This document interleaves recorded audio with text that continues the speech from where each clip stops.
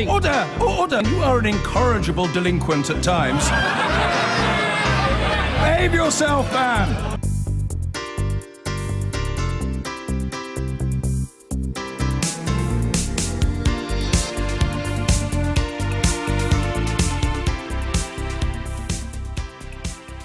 And welcome back to Reliable Sources. I'm Frank Sesno, filling in for Brian Stelter this week. It is the tale of two narratives once again. Red news versus blue news when it comes to one of the biggest news stories of the week. Alternate universes that leave us scratching our heads if we think this is supposed to be about journalism in search of truth. Here's what networks like CNN, ABC, and the BBC covered when it came to the Porter story. One of President Trump's top aides has resigned after two ex-wives have come forward with abuse allegations. An aide to President Trump has stepped down over allegations that he beat his wives. A big headline out of Washington this morning, the resignation of one of the president's closest aides. This is now the second top aide to the President of the United States who has been accused of abuse towards women. And here's what Fox News chose to cover instead of the Porter story. Tonight, we have even more text messages from Trump-hating FBI officials Peter Strzok and Lisa Page. Those new messages now raising even more questions about what the FBI knew about the Clinton investigation and when they knew it. Are they talking about the President of the United States? Are they talking about Barack Obama?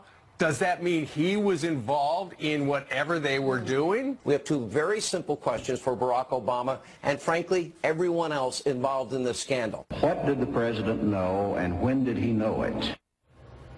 Fox barely mentioned Porter, so it leads to the question, were the types of stories they reported deliberately meant to muddy the waters?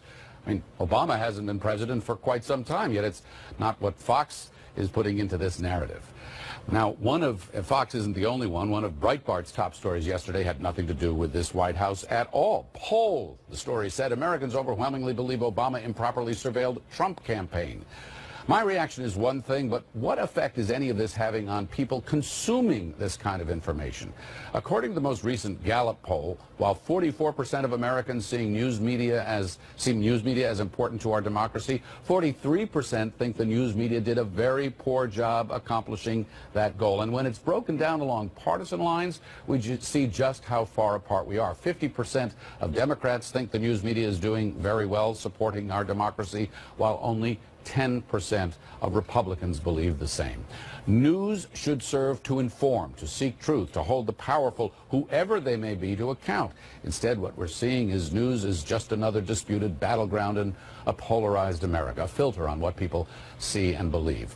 So, joining me now, Bethany Mandel. She's a conservative columnist at The Forward and editor at Ricochet, a conservative website, and Oliver Darcy, senior media reporter for CNN. Oliver, let me start with you. Fascinating dual universes here. Yeah. How do you read that? It's really remarkable. I was watching Jeanine Pirro's show last night, and the amount of conspiracy theories that were being floated to protect Rob Porter, or not Rob Porter, sorry, General Kelly, and his handling of the Rob Porter scandal was remarkable. I mean, I said I think that InfoWars, Alex Jones over InfoWars, is probably looking at Fox News and a little worried that they're infringing on his territory. It's insane. And some of the stories that you were showing on air earlier, where it says they were saying that these text messages instead of the Rob Porter scandal was the big story of the day. Well, that ended up really not being true. We kind of debunked the story here at CNN. The Wall Street Journal, Murdoch and paper effectively debunked it as well. And then Fox sort of moved on to the new thing without even correcting their initial story online. So not only are they muddying the waters with stories that are not related to the big story of the day, but the stuff is not even true. Bethany, I mean, conservative media have a very important audience and a very important mission. Yeah. And credibility matters no matter where you're coming from, it would seem to me. How harmful is this to virtually ignore a huge story at the White House? So I think that what is, to me as a conservative journalist, most troubling about the fact that they don't want to talk about the Porter story is that it's not just the fact that there is a wife beater in the White House that is susceptible to blackmail. It's that he was walking around without security clearance. And there are a lot of people in the White House that are walking around without security clearance. And if we want to talk about national security and the importance of the FBI and the importance of keeping our country safe, that's a major story. And at what point does that actually harm the brand of any conservative or any other media to ignore a story that doesn't fit your narrative?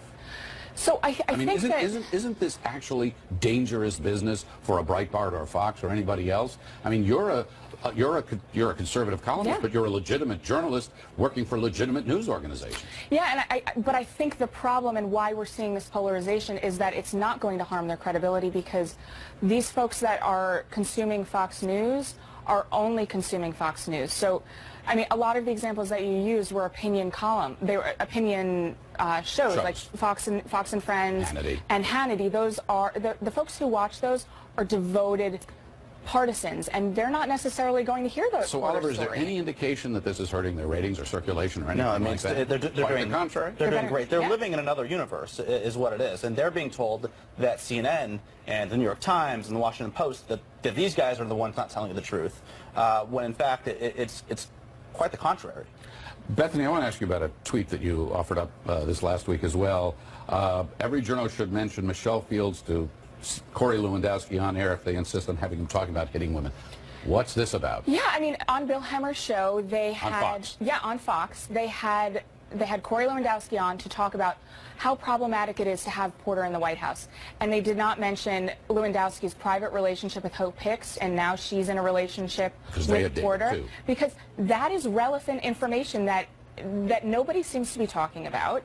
And they also are not mentioning the fact that you might have a little bit of a credibility issue if you are on television as a man who has on camera assaulted a woman on the job. Michelle Fields was a reporter for Breitbart, and Corey Lewandowski assaulted her on camera, and you have the audacity to have Corey Lewandowski on air to talk about how problematic it is that the White House isn't taking this seriously. It's like you have Kim Jong-un on air talking about how problematic it is for human rights abuses in America. It's the gaslighting of America all over again. Take that, Corey Lewandowski. You've just been compared to Kim Jong-un. I mean, that's pretty serious stuff. I mean, but the problem, it's the comparison that he is an expert in any way on abusing women. He has physically assaulted a woman on camera. Oliver, I want to ask you about another story, and I don't mean just to be focusing on Fox this week, but they certainly put themselves in the crosshair with a lot of what was going on. A remarkable column by John Moody, who is one of the top news execs at Fox News and a vice president, posted a column slamming the focus of this Olympics as saying, and this was his words, darker, gayer, and different.